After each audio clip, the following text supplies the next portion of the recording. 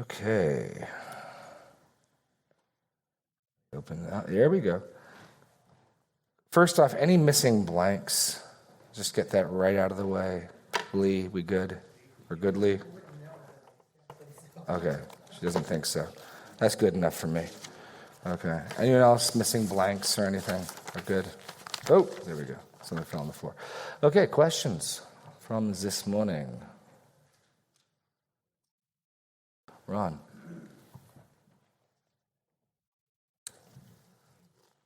You touched on David as king and his somewhat unwillingness or lack of desire to make decisions or delve into that, yet he's still described as a great king. So yes.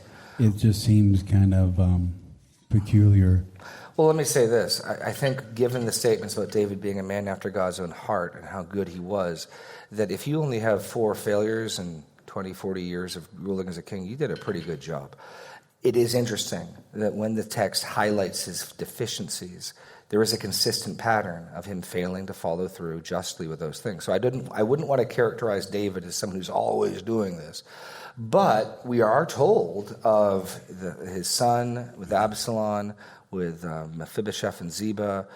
We're told of those things, and we see the consequence from such little things. I mean, you could imagine that if he had dealt with the issue of the rape of his daughter, that Absalom wouldn't have assassinated him, and you could have avoided all of that. And if he dealt with Absalom when he returned, when Joab came and pleaded for him and he brought him in and some verdict was given, whether it was what you did was just, it was horrible, but it was just, or no, you deserve to die. But he just sort of pouts, okay, you can come back, but I don't want to talk to him. I mean, you're provoking him.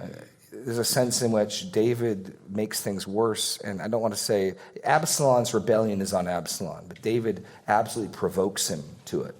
And Adonijah. Yeah. Yes, Carol.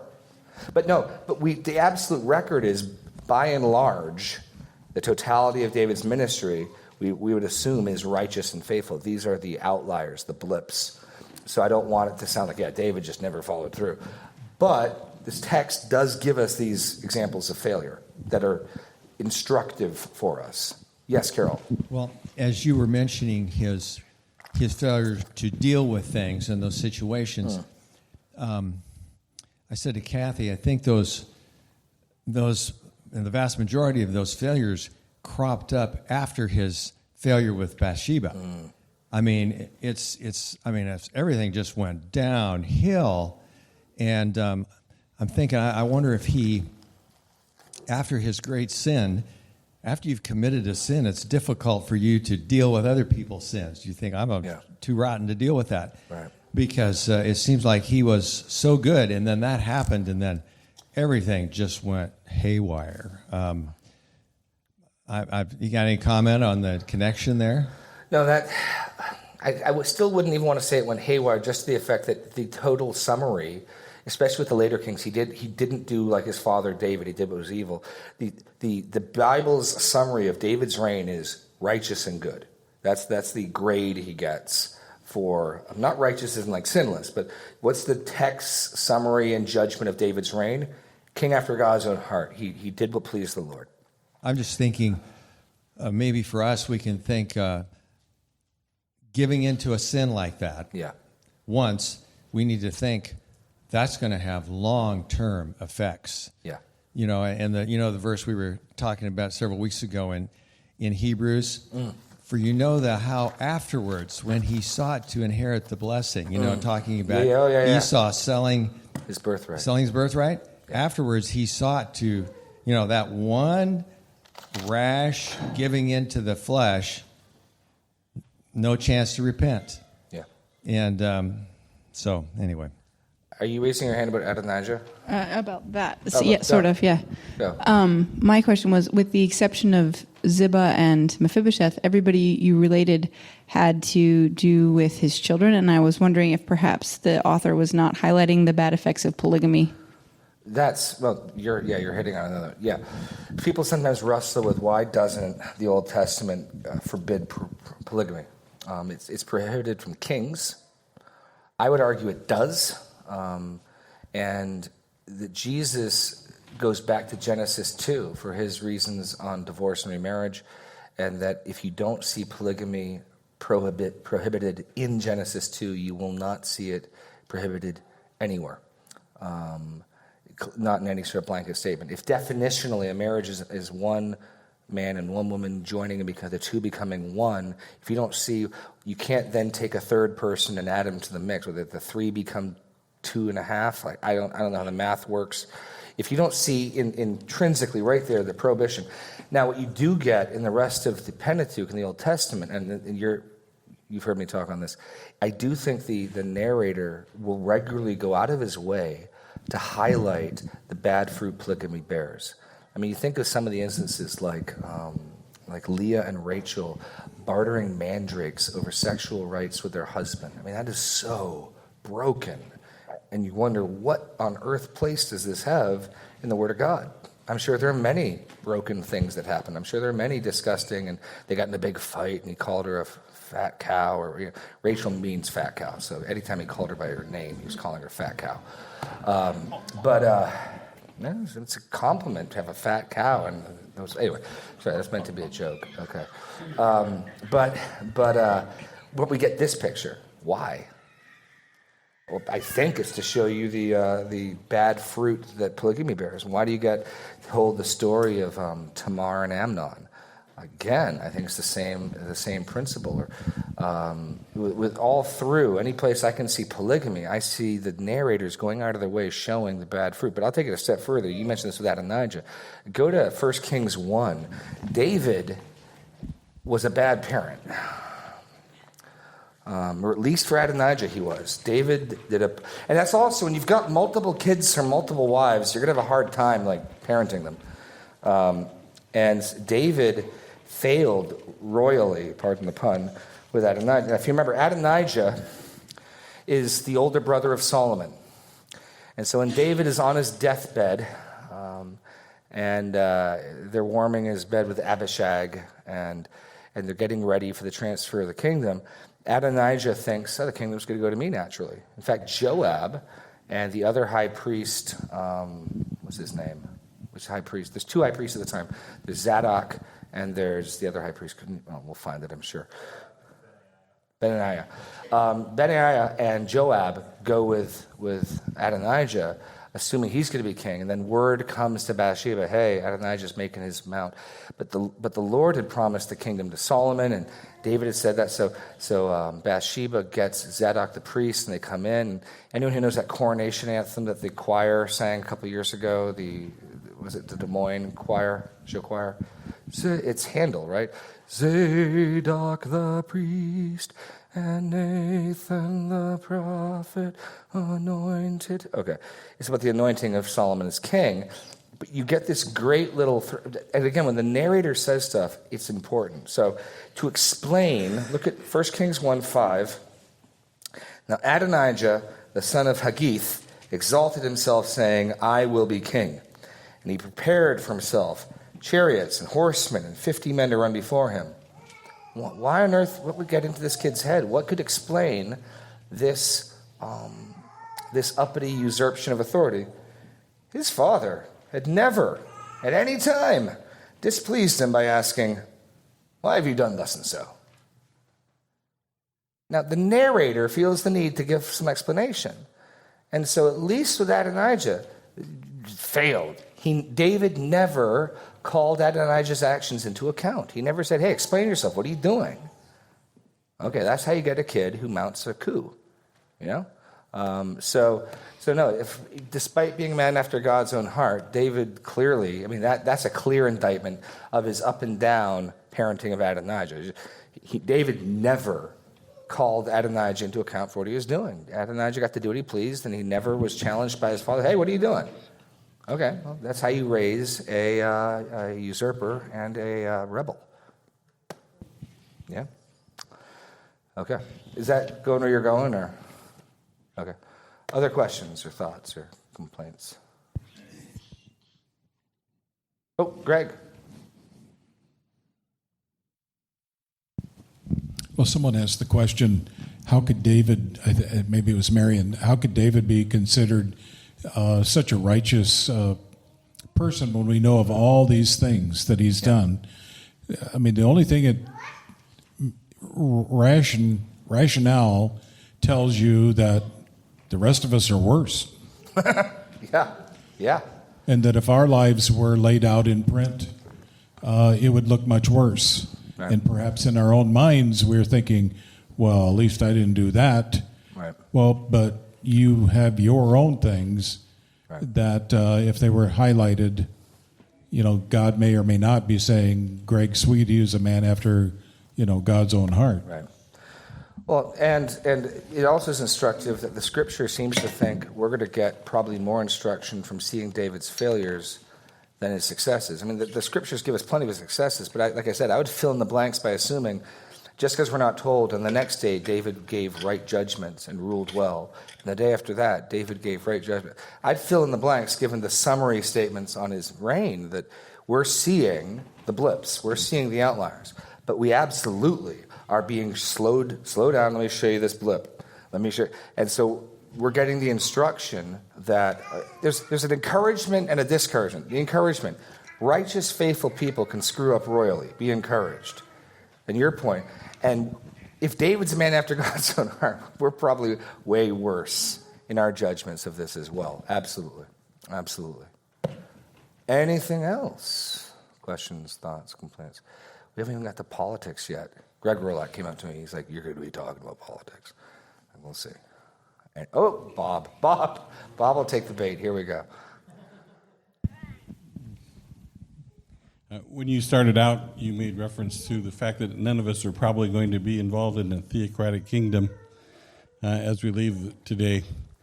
And, of course, the kingdom, so to speak, of the government of the United States is not theocratic. And David had the benefit of being both he was the king, the chief executive, he was the Supreme Court, and he was the legislature. So he had all control of government.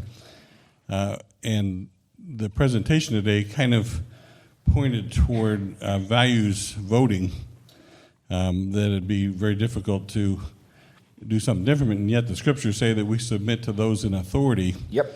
One of the complications I had, of course, practicing law was we didn't necessarily apply biblical law, and I had many people come to me because I was a Christian lawyer, and I had occasion to say, well, you realize as a Christian lawyer, I might have a different view on how this ought to come out, and taking a different approach. In fact, I did emphasize taking the matter before the elders in some churches and some conflicts, but it would be a near impossible situation to be a legislator and to apply the passage the way David was able to apply it in terms of values, because we have presentation of different issues before us. Same thing with being a judge. Right.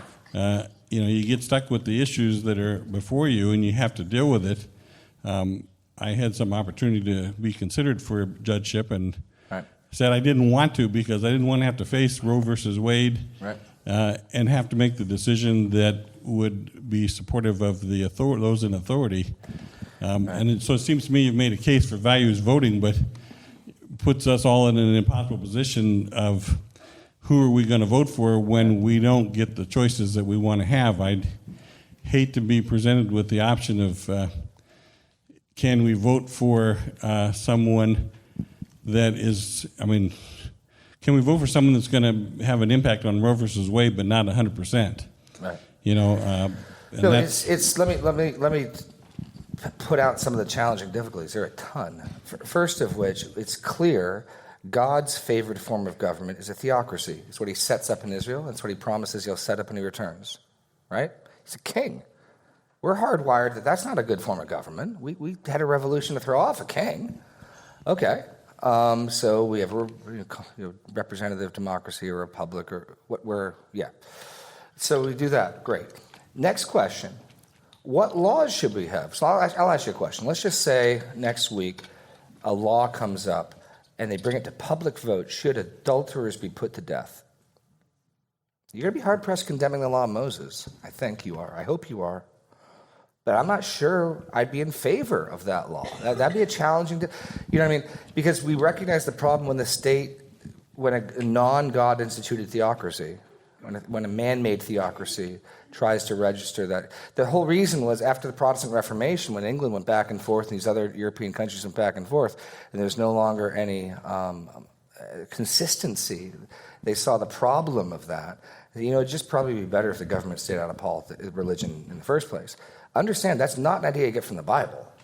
That's just an idea we pragmatically got from watching Bloody Mary, then back and forth, in England. And I get the rationale. I'm not saying I disagree with it. I'm just saying, if you're going to go to the Bible, like how should we rule a country, you get a theocratic, righteous king.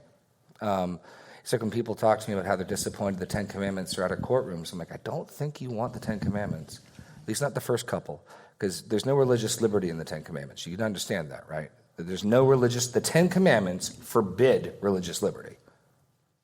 You shall not worship any other God, right? I mean, so when people say that, I'm like, do you really mean what you're saying? Because I don't think you do. I think you mean something like, we want usually those are there as a picturing of the significant and foundational role the scriptures and the law of Moses had in coming up with our understanding of justice. No denying that. Great.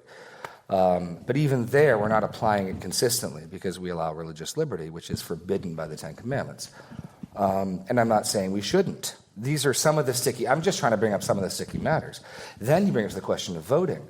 And do you vote in the short view or the long view? Do you vote pragmatically?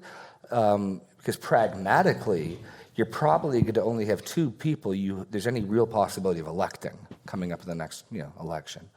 So do you just vote for the lesser two evils? I'm not trying to answer these questions. I'm just trying to lay them out.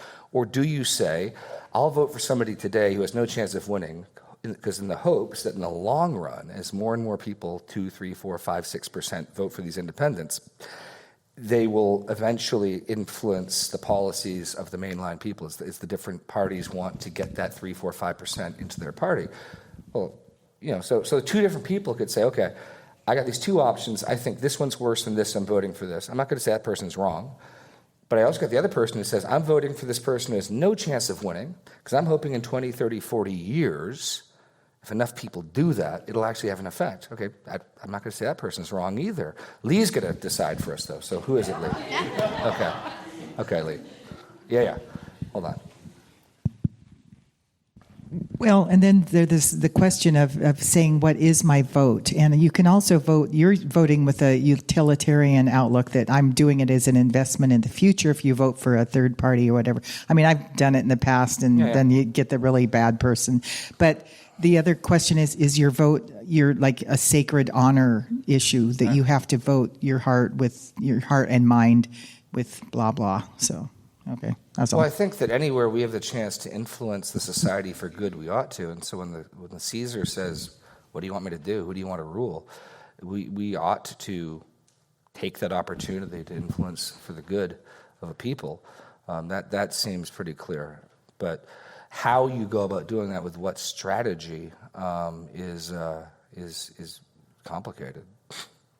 One of the things that I think you got to keep in mind is that this republic was set up and based on a lot of Calvinistic political theory, and it seems to me it's the best approach in light of the fact that we don't have a theocracy. It takes into account the wickedness of men as well as separation of church and state issues, which of course goes back to what does that actually mean. When they set the Congress shall not pass any law impairing the infringing on a religion, it was whether or not you had to be a Baptist or a Presbyterian or a Catholic, as opposed to whether or not you were supposed to be a Muslim or a Christian, and whatever, or an atheist and whatever. So we've really gone far afield from what it should be, but perhaps that's from the fact that there's been not enough involvement by Christians, because it's awfully hard to be pristine in your approach in politics. You have to deal with the questions they're presented with. Yeah, well, the problem is postmodernism has done a good job of pointing out that virtually all value judgments are religious. And so things that could be assumed upon before as a common ethic, more and more often people are saying, says who? So, you shouldn't have 4 wives at the same time. Says who? You shouldn't intermarry men with men, women with women. Says who? And so things that more ethically could be assumed generations ago are becoming religious issues. And I would agree, all value judgments are religious. Every one. Every value judgment's religious. I'm just frustrated that the atheists don't recognize, the naturalists don't recognize the religious nature of their judgments. I'm frustrated that, being bigoted is bad is an equally religious statement, because I want to be like, says who? Discrimination is bad. I agree, says who? Every value judgment, if you press it down to its foundation, is going to be a religious statement. There's no other appeal.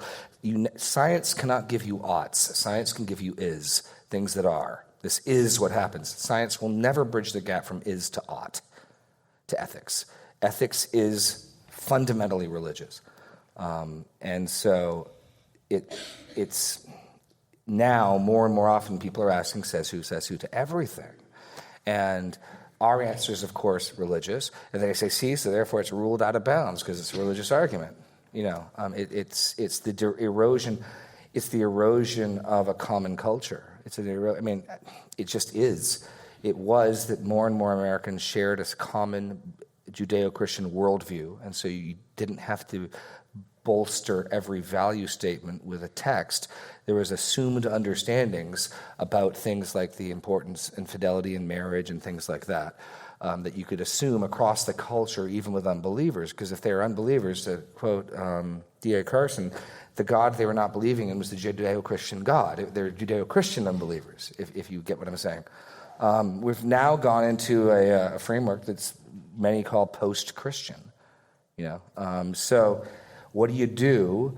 And this really is an ethical dilemma. What do you do? How do you rule, make righteous laws where you have no cultural agreement of values? And that's a real difficulty, because I get the flip side, which is they don't want my ethics being imposed on them, and I don't want my ethics being imposed on me. So what do you do when you've got two radically different ethical systems? Because in the past, because it seems like right now the answer is, we just need to get our group together so that our side's stronger than their side. We vote our way, and then we'll force our will on them. Well, if we don't like them forcing their will on us, I don't know if the best solution is us forcing our will on them. I'm not even sure what the dilemma is. The most... Go. You're describing... one of the conflicts of what is tolerance and how do you deal with tolerance, and yet at the same time, all of the wisdom literature makes it clear that it's screaming out from the streets what the believer ought to be able to do in skill in living their life. Yeah. And so to me, there's answers to all these questions. How should we vote? It's in the scriptures. It tells us how we should vote, and somehow I think it's the church is not as intimately involved in dealing with those questions. They rather to deal with the Johnson Amendment and not say anything about politics, so that the people in the congregation don't have a choice and don't know what the leadership wants to do. I'm involved in rentals, and I have to rent to whoever comes to me. I can't choose not to rent to a single person that I know is going to be living with somebody, or a gay person that's going to be doing that. And now the church is dealing with this problem. Is that, well, now what if two gay people come to the pastor and want to be married? Yeah. And I'm saying, welcome to my world. This is the world that the church has chosen to ignore and forced upon the rest of the world and the Christian world. And I'm glad to see some of it having to be dealt with. But I think the wisdom literature is very clear. There's answers to all of these questions, and the church needs to get involved in them. Well, I'm not suggesting for a moment that the difficult issues I've brought up don't have answers. I'm just highlighting a simplistic answer is not going to work. These are complicated issues. And you're right, we haven't been wrestling with them because by and large, up until 20, 30 years ago, we were the majority. And so we just had it our way, for the most part. And we didn't fuss at all when no-fault divorce laws got passed. We're fussing an awful lot now about gay marriage, because marriage is sacred. Well, where were we back when Reagan in California passed that? Was that not an attack on marriage? Part of my point is you're right. The church has been very picky and choosy about where they cry foul and what sins bother them and what infringements bother them. And we're reaping that to some degree. Fair enough. I'm just agreeing and trying to highlight it is complicated, it's complex, and I do think there are answers. I do think Scripture gives answers. I'm just warning against a simplistic answer. That's all. And it's not within the scope or the time of this ABF to try to answer all those questions in 15 minutes. So, but I agree. I'm not trying to throw in, who knows? So everyone do what's right in the sight of their own eyes. It's more, start thinking through some of these things because they're tough. It's like the death penalty, right? So in principle, I'm in favor of the death penalty, but the follow-up question is, okay, for what crimes? Certainly, Genesis 9 gives to man the power of taking man's life for murder, right? And then then where do you go from there? Okay, we put murderers to death. What about people who commit treason? What about kidnappers? What about adulterers? What about fornicators? What? False verdicts. Yeah.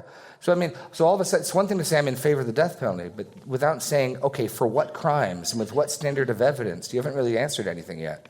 It's complicated. So I want to, as much as I'm in principle in favor, there are times when the government should kill, absolutely.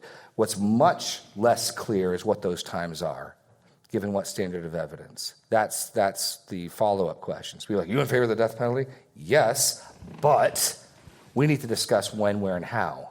That's where I'm less certain on. Because things the Bible makes, you'd be surprised the things that are capital crimes in the Bible. Rebellious children. Consistently rebellious children, capital crime. And fornication, capital crime. Adultery, capital crime. Homosexuality, capital crime. Okay? So right off the bat, you're probably thinking, okay, we shouldn't just make everything the Bible makes capital crimes, capital crimes. Okay, then how are you going to pick and choose what your capital crimes are? It's tough. And I'm not saying there aren't answers. I'm just saying it's tough. But we got 10 minutes. Any other questions, or should we just riff on tough political questions? Any other questions from Psalm 101 this morning? None. Zeb, you've been very quiet this morning. I'm impressed. No, don't give him a microphone. Don't give him a microphone. He is his mother's son. I'd say that in all love, Lee. All love.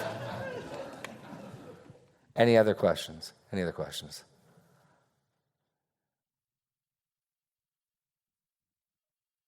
Aloe Strander. Okay, excellent. I think always in the discussion of David, as you get through it, if you go to the other side with David it's an encouragement to us that even with all of his troubles, God still viewed him, and his body of work was great, and it gives us some encouragement that we can stumble and fail in many areas, but God's grace to us is still there, and we don't have to hang our head. We can rely on the blood of Christ. We can work hard to uphold the ideals that he's laid out and to be the kind of Christians we need to be, knowing full well that we're still going to fail, but still keep that in mind and not live a defeated life. No, amen. And even David in the Psalm, oh, when will you come to me? He's going to need help to do this. He's not in his own strength to do this. He needs, let me try to bring this back around. So I got 10 minutes. If I could sort of summarize, all of us, to varying degrees, are to areas of authority, spheres of rule, all of us are. And I'll just speak to parents, because our body's got a lot of kids, but not just to parents. You can apply this anywhere else. Just see the importance, first and foremost, of the integrity of your own walk, the importance of seeking wise and like-minded counselors, and the importance of being diligent to both punish evil and reward good, and being involved in those things. And of course, the temptations for parents are to slough that off. I know I can be tempted. My kid comes up to me and tells me what one of my other kids did, and I got something I got to do, and you guys just go figure it out, And then you got to remember David with Ziba and Mephibosheth. Okay, awesome. and not modeling those things, not teaching those things. For some parents, the challenge will be disciplining evil. David's pretty clear how he's going to respond to evil in his kingdom, and if we mollify it, coddle it, and excuse it, that's wrong. And rewarding good, all of that. We get in this psalm, we get a character, we get a model of what godly rule is like, and we need to try to. It's given to the people of Israel both so that they can evaluate their leaders, and as they rule, and as they. I mean, that's the language of 1 Timothy, of a prospective elder. How can he rule over the household of God if he doesn't rule his own home well? I mean, it's the same type of language of authority, jurisdiction, and so we're all authority across the board is alike.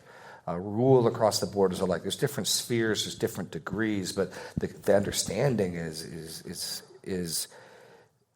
a king ruling a kingdom is following the same precepts and principles as a mother and father ruling children. It's the sphere, the degrees are going to be different, but the basic principles are going to be the same, just as much as a governor, or just as much as leadership in the church, or just as much as leadership in a business. It's the specific application and the degree, right? I mean, as parents, we're not killing people, but we are rewarding good and disciplining evil. Is the same. It's just the specific degree is going to change. So anyway, that's the biggest takeaway from me, and the importance to make sure, first and foremost, we're doing it ourselves, and we're not calling on people to do things we're not inherently doing. That, of course, is the problem of the Pharisees. They sit in Moses' seat. They tell people what to do. They themselves don't do it. They're whitewashed tombs. I mean, the strongest language and the strongest condemnations that Jesus has are for would-be leaders and teachers who are hypocrites. James tells us, my brethren, not many of you should be teachers, for knowing that you who teach will suffer a stronger, more strenuous, greater judgment. And so it's a serious thing to exercise rule, and ought not to be done lightly. Last thoughts. I can let you go early. Last thoughts? Oh! Okay. No, microphone. Microphone. Yes. Really, Carol's point was so good, and I've thought about that a long time. Our small group has studied how David didn't handle, and so thank you that your sermon tied into that so well. And also, I think of Samuel and his sons totally. His sons are worthless. Yeah, and he did nothing. Yeah. The people tell him, we're not going to have your sons rule over us. The whole reason they get called for a king is Samuel's sons are worthless. Hophni and Phinehas are dirtbags. Mm-hmm. Totally. No, sorry. Hophni and Phinehas are Eli's sons, yes, and Samuel's sons are worthless. We don't know their names. Thank you. You're quite right. Correct. Thank you for my brain swimming. No, so both of those guys, yes. Eli, and the rebuke to Eli is really striking, because you honored your sons above me. So the Lord saw in Eli's failure to and he does do something. I'm going to use Eli instead of Samuel, because Eli tells his sons who are sleeping with the women at the temple and taking unlawful portions of the meat, they dip their big fork in and take, instead of giving it first to the Lord. And Eli tells them, you guys shouldn't do this. It's wrong. You shouldn't do it. But as the head priest, Levi should have kicked them out of office. He should have done more. It's not that Eli does nothing. He doesn't do enough. And then God says to him, you have honored your sons above me. Therefore, your house is done. And Hophni and Phinehas get killed when the Philistines take the ark. And then Eli hears that, falls off his seat, breaks his neck, and he dies. And Samuel's sons, we don't know who they are, but they're bad enough and their reputation's bad enough that as Samuel comes to the end of his life, if you read through Samuel has this circuit. He'd ride on a donkey and he'd judge. And the people are like, hey, Samuel, your kids are not taking your place, man. That's why they want a king. So it's remarkable that as good as Samuel was, he was a bad father. And you see the failure of Eli as both a father and as a manager of the temple. You're the high priest. When you got priests who won't listen to your rebuke, who are still doing this, unpriest them. Kick them out. But nope, he doesn't. So, okay. Is that where you're going? Is that good? Yeah. And also what Carol said, how like the evil one uses it against us to correct our children, to correct even other Christians, like who are you to talk? But we do have a responsibility. And so just taking our God-given responsibility humbly and with love, but keeping it all in perspective is important. Well, and I think the key, let me close out with that, with dealing with the hypocrisy. I mean, how do I confront somebody or challenge someone over drunkenness when I, as an unbeliever, drank the drunkenness? How do I challenge somebody who's doing those types of things if I've done them myself? If I'm seeing, I am trying to administer God's rule, and I'm starting with him, and I'm singing and delighted in his steadfast love and his justice, and then it's coming out of his word, and it's not, well, this is what seems good to me, then my administration, and if currently I'm not a hypocrite, and if currently there's no log in my eye, and I've dealt with my sin, then I can come forward and say, it's not about me, it's about the living God who is just and righteous all the time, everywhere. It's about his word, and then here's what needs to happen. And that's the only way I think you could get over those feelings of like, how can I say anything because I did that? If you've dealt with it, if it's not, it's different if right now that log's in your eye. Right. But if you're like, no, totally, last week had a log in my eye, and I had to deal with that, but it's gone now. Then yeah, as you connect those lines, but then it's not about me. That's the other danger of parenting is, you know, my children, ideally, this is the tough thing, need to understand I'm a steward. It's not about King Jeremy. That's the danger of some parenting, because certainly early on, you're bigger than them, you're scarier than them. You can impose your will on them simply in the flesh, right? I can just look at them. And then they grow up, right? And one day they're not nearly as scared or impressed. And sometimes kids are like, hey, I'll take a shot for the title, let's go. And you got to, no, and I've heard stories like that, you know, fathers and sons get into conflict that way. My kids need to know it's not me, that I could be feeble and weak. There's a living God who made me their father, and that I'm exercising that stewardship. So when I correct sin, do they get the impression Dad was mad that his will was thwarted? This is about Dad being inconvenienced and Dad being displeased? Or is this about Dad administering a law that's higher than him, and Dad, as a steward, is acting on behalf of the living God for me? What are they getting from it, right? I mean, that's, of course, the other thing. And that's going to help, again, with the feelings of hypocrisy. If I'm doing this as a steward. I mean, so one of the things I'll tell my kids, Mommy and Daddy need to care about this too. Mommy and Daddy need to deal with fear too. Mommy and Daddy need to be faithful too. You know, you may not know this, but I can sometimes struggle with the detail work. I'm sure you're shocked. And so when I talk to my kids being diligent with their work, I need to be able to say, hey, Zadok, you need to finish cleaning your room all the way. Daddy can struggle sometimes with finishing things all the way and being detail-oriented too. Making it clear we're both under an authority, we're both under a law, and it's not just a matter of, man, Dad didn't like how I cleaned my room.